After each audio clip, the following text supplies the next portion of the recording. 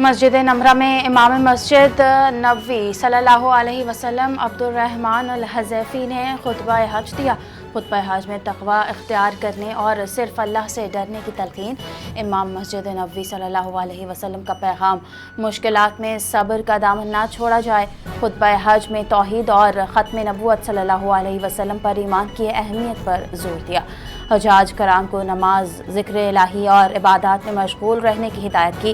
امام عبدالرحمن کی دعا، ہر لمحہ مغفرت طلب کرتے رہیں۔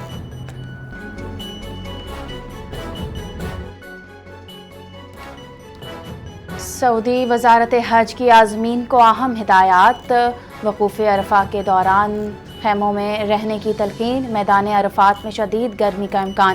عازمین صبح 10 بجے سے شام 4 بجے تک خیموں میں قیام کریں گے۔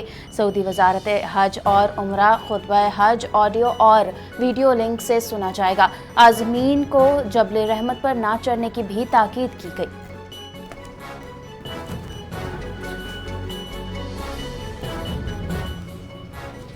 وفاقی وزیر داخلہ محسن نقوی کا منی میں پاکستانی حجاج کے کیمپس کا دورہ۔ محسن نقوی نے حجاج کے لیے رہائش اور دیگر سہولتوں کا جائزہ لیا۔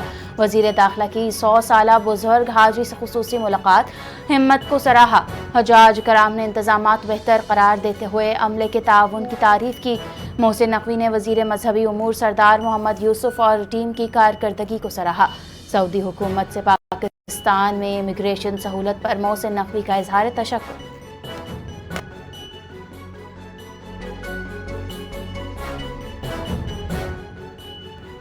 عید الاضحیٰ ایثار، قربانی اور حضرت ابراہیم علیہ السلام کی عظیم سنت کی یادگار تازہ کرتا ہے۔ پاکستان سمیت دنیا کے کئی ممالک میں کل مسلمان عید الاضحیٰ مذہبی عقیدت اور احترام کے ساتھ منائیں گے۔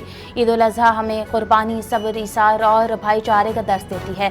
عید الاضحیٰ صرف قربانی کا نام نہیں بلکہ جذبہ ایثار، محبت اور انسانیت کے ساتھ جینے کا پیغام بھی دیتی ہے۔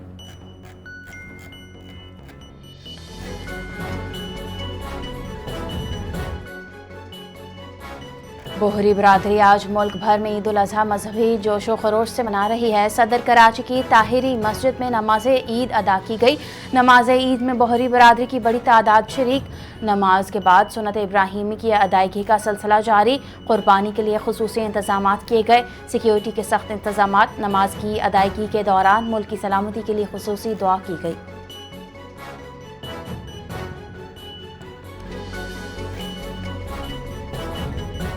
مودی سرکار کی مذہبی انتہا پسندی اور اسلام فوبیا نے تمام حدیں پار کر دیں۔ بھارت میں عید الاضحیٰ سے قبل نماز عید اور قربانی پر پابندی عائد کر دی گئی۔ مودی کے زیر اثر مذہبی تہوار ہندوتوا انتہا پسندوں کی غنڈہ گردی کی نظر ہو گئے۔ بھارتی جریدہ ٹائمز آف انڈیا کے مطابق مودی حکومت نے گائے، بچھڑے اور اونٹ کی قربانی پر پابندی کی وارننگ جاری کر دی۔ اتر پردیش کے وزیر اعلیٰ یوگی آدتیہ ناتھ کی قربانی اور نماز عید پڑھنے والوں کو دھمکی۔ اتراکھنڈ کے وزیر اعلیٰ پشکر سنگھ دھامی کی بھی سڑکوں پر مذہبی سرگرمیاں بند رکھنے کی تنبیہ۔ کولکتہ ہائی کورٹ کا اپنے فیصلے میں کہنا ہے، گائے کی قربانی نہ ہی عید الاضحیٰ کا حصہ ہے اور نہ ہی اسلام میں مذہبی حکم ہے۔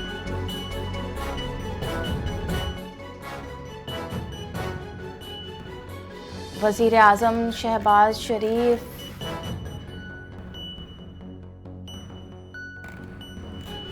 کے دورہ چین کا مشترکہ اعلامیہ جاری۔ پاکستان اور چین نے شراکت داری مزید گہری کرنے پر اتفاق کر لیا۔ شہباز شریف نے چینی صدر شی جن پنگ اور وزیر اعظم لی چیانگ سے ملاقات کی۔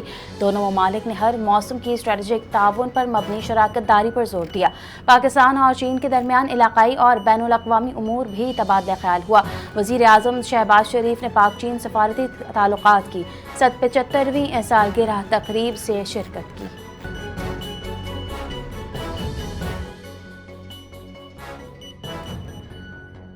پاک چین سفارتی تعلقات کے 75 سال مکمل۔ بیجنگ میں خصوصی تقریبات کا انعقاد کیا گیا۔ وزیر اعظم شہباز شریف اور چینی نائب صدر ہینگ جینگ نے یادگاری کیک کاٹا۔ وزیر اعظم نے کہا، چین دنیا کے لیے قابل تقلید ماڈل بن چکا ہے۔ معاشی طاقت کے لحاظ سے چین کا کوئی ثانی نہیں۔ شہباز شریف نے 2010 کے سیلاب میں چین کی مدد کو قابل قدر قرار دیا۔ وزیر اعظم نے کہا، صدر شی جن پنگ خطے میں امن اور مذاکرات پر یقین رکھتے ہیں۔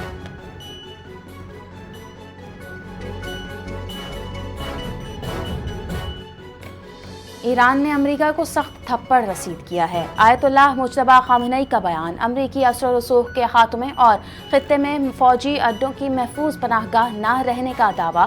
اللہ اکبر نے ایرانی قوم کو طاقت اور قوت عطا کی، مستقبل امت مسلمہ اور نئی اسلامی تہذیب کا ہے۔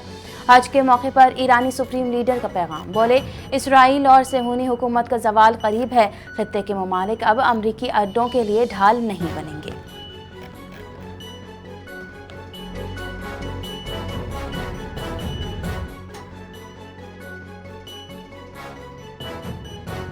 امریکی سینٹ کام کا جنوبی ایران میں فضائی حملوں کا دعویٰ، امریکی فورسز نے یہ ایرانی ڈرون لانچنگ تنصیبات کو نشانہ بنایا۔ بارودی سرنگیں بچھانے والی ایرانی کشتیوں پر بھی حملے، بندر عباس میں اس دھماکوں کی آوازیں، ایرانی میڈیا نے صورتحال کنٹرول میں قرار دے دی۔ سینٹ کام کا کہنا ہے جنگ بندی کے دوران تحمل کا مظاہرہ کیا جا رہا ہے، امریکہ اور ایران کے درمیان کشیدگی دوبارہ بڑھنے کا خدشہ ہے۔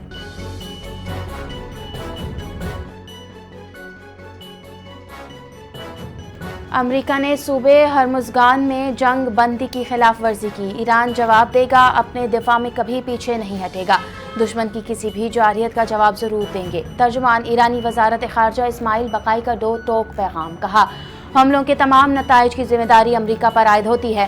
امریکہ نے ایک بار پھر ثابت کیا وہ قابل اعتماد نہیں۔ امریکہ نے میزائلوں کا استعمال اسپورٹس ہال میں کیا جس میں 24 شہری شہید ہوئے۔ آبنہ ہرمز کھلی رہنی چاہیے، ہرمز کسی نہ کسی طریقے سے کھلی رکھی جائے گی۔ ایران کے ساتھ معاہدے کی شقوں پر مذاکرات میں چند دن لگ سکتے ہیں، امریکی وزیر خارجہ مارکو روبیو کا دعویٰ، کہا ابتدائی دستاویز کی زبان پر تفصیلی بات چیت جاری ہے۔ مارکو روبیو نے تصدیق کی ہے ایران کے ساتھ آج قطر میں مذاکرات ہو رہے ہیں، یوکرین کے ساتھ فی الحال کوئی فعال مذاکرات طے نہیں ہیں۔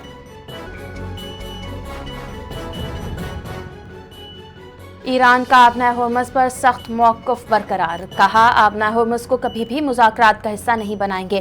امریکی ناکہ بندی ختم ہوئی تو ہرمز سے گزرنے کا عمل ایران کے طے کردہ انتظامات کے تحت ہوگا۔ ایرانی پارلیمنٹ کی قومی سلامتی کمیٹی کے سربراہ ابراہیم عزیزی نے کہا آبنہ ہرمز پر ایران کی خود مختاری امن معاہدے تک پہنچنے کے لیے اہم ہے۔ آبنہ ہرمز سے آمد و رفت غیر فوجی اور غیر حریف ٹریفک کے لیے ہوگی۔ مشیر ایرانی سپریم لیڈر محسن رضائی نے دعویٰ کیا ہے امریکہ کے ساتھ مذاکرات حتمی مراحل میں داخل ہو چکے ہیں۔ ایران نے موقف اختیار کیا، مذاکرات کا مقصد قوم کے حقوق کا حصول اور طویل المدتی استحکام ہے۔ ایران کو امید ہے 47 سالہ جدوجہد مثبت نتیجے میں پہنچے گی۔ محسن رضائی نے وارننگ دی، امریکی جارحیت کے خلاف ہماری انگلیاں ٹریگر پر ہیں، دشمنوں کے لیے آبنہ ہرمز بند ہے۔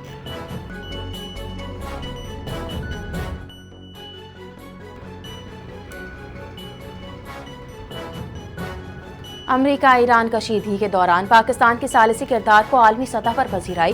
ترک میڈیا TRT کے مطابق پاکستان قابل اعتماد ثالث کے طور پر سامنے آیا۔ پاکستان نے کشیدگی میں خاموشی، منظم اور مؤثر سفارتکاری اپنائی۔ فیلڈ مارشل سید عاصم منیر کی سفارتکاری بیک چینل ڈپلومیسی پر مبنی ہے۔ پاکستان کو امریکہ اور ایران دونوں سے روابط کی وجہ سے منفرد سفارتی حیثیت حاصل ہے۔ امریکی صدر ڈونلڈ ٹرمپ نے ایران کے افزودہ یورینیم کی حوالگی پر موقف نرم کر لیا۔ ٹروتھ سوشل پر بیان جاری، ٹرمپ نے کہا افزودہ یورینیم کو یا تو فوری طور پر امریکہ کے حوالے کیا جائے گا تاکہ اسے وہاں منتقل کر کے تلف کر دیا جائے۔ جوہری مواد کی نگرانی عالمی ادارے کے تحت ہوگی۔ ایران اپنے تباہ شدہ افزودہ یورینیم کو بھی امریکہ کے حوالے کرنے پر تیار ہو گیا ہے۔ ٹرمپ کا دعویٰ، کہا ایران کو جوہری ہتھیار سے روکنا معاہدے کا مقصد۔ افزودہ یورینیم گھر میں ہے اور گھر میں ہی رہے گا۔ ٹرمپ کو نیوکلیئر ڈسٹ کے وہم میں مبتلا قرار دے دیا گیا۔ اصفہان آپریشن میں امریکہ کو مہنگے فوجی طیاروں کا نقصان اٹھانا پڑا۔ ایرانی سفارت خانے کا ٹرمپ کے افزودہ یورینیم سے متعلق بیان پر سخت رد عمل۔ حیدرآباد میں ایرانی قونصل خانے نے کہا ایران یورینیم دینا چاہتا تو جنگ سے پہلے دے چکا ہوتا۔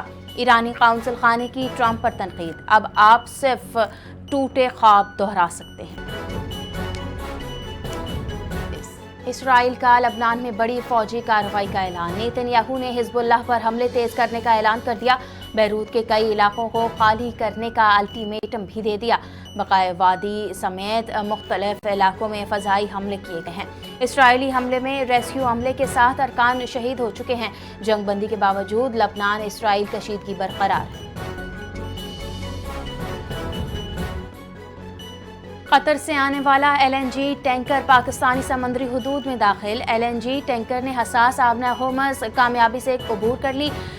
فیورت آج یا کل اینگرو LNG ٹرمینل پر لنگر انداز ہوگا۔ ایک اور LNG جہاز آئندہ چند روز میں پاکستان پہنچے گا۔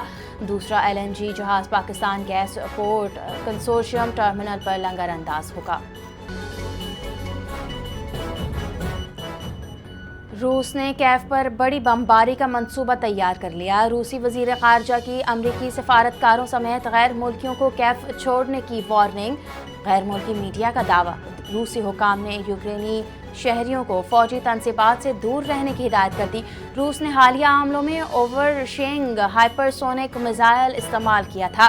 کیف پر حالیہ روسی حملے جنگ کے شدید ترین حملوں میں شمار کیے جا رہے ہیں۔ روس اور امریکہ کے وزرائے خارجہ میں یوکرین جنگ اور ایران پر ٹیلی فونک رابطے۔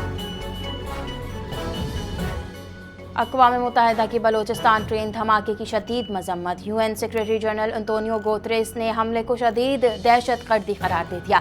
دھماکے میں قیمتی جانوں کے ضیاع پر اظہار افسوس، جاں بحق افراد کے اہل خانہ سے اظہار تعزیت کیا۔ دہشت گرد عناصر کو قانون کے کٹہرے میں لانے کا مطالبہ کیا۔ انطونیو گوتریس نے کہا، کوئٹہ ٹرین دھماکے میں ملوث عناصر کو قانون کے کٹہرے میں لانا ضروری ہے۔ عالمی برادری دہشت گردی کے خلاف پاکستان کی کوششوں میں اس کے ساتھ کھڑی ہے۔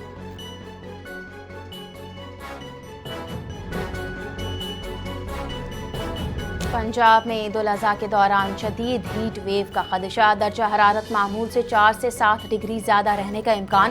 جنوبی پنجاب کے اضلاع میں پارہ 50 ڈگری تک جانے کی پیشگوئی کی گئی۔ لاہور سمیت کئی شہروں میں درجہ حرارت 42 ڈگری تک پہنچ سکتا ہے۔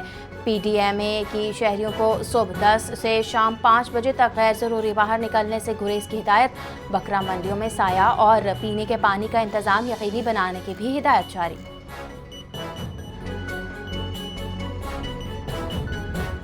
افغانستان میں خواتین کے حقوق سے متعلق ایک بار پھر عالمی بحث تیز۔ برطانوی نشریاتی ادارے کی رپورٹ میں خواتین کی تعلیم اور روزگار پر پابندیوں کا ذکر کیا گیا۔ خواتین کی بڑی تعداد گھروں تک محدود ہونے کا دعویٰ۔ بعض طبقوں میں تعلیم اور ملازمت کے محدود مواقع کی نشاندہی کی گئی۔ ماہرین کے مطابق پابندیوں سے معاشی اور سماجی اثرات مرتب ہو رہے ہیں۔ معاملے پر مختلف آراء اور متضاد بیانیے میں بھی سامنے آئے۔